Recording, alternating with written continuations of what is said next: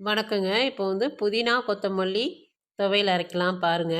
அந்த கொத்தமல்லியில உள்ள அந்த காம்ப மட்டும் எடுத்துக்கிட்டேன். பச்சை மிளகா, வரமிளகா, தேங்காய், தக்காளி, வெங்காயம், புதினா, கொஞ்சோண்டு புளி எடுத்துக்கிட்டேன்.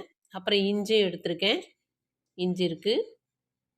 இத போட்டு எல்லாத்தையும் போட்டு இந்த கடலப்பருப்பு கொஞ்சம் போட்டு எல்லாத்தையும் வதக்கிடலாம்.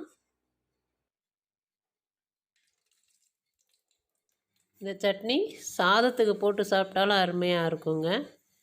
பச்சை மிளகா, அ வ கடலைப்பருப்பு, காஞ்ச மிளகாய் எல்லாத்தையும் போட்டு வதக்கிட்டு, தேங்காயும் போட்டு வதக்கிக்கிட்டேன். வெங்காயம், தக்காளி எல்லாத்தையும் நல்லா வதக்கிட்டு, இறக்க போகிற டயத்தில் வந்து கொத்தமல்லியும், புதினாவும் போட்டுக்கலாம். புதினா, கொத்தமல்லி ரொம்ப வதக்க வேணாம். அப்போ தான் நல்லாயிருக்கும். அவ்வளோதாங்க. இதெல்லாம் போட்டு உப்பு போட்டுக்கலாம்.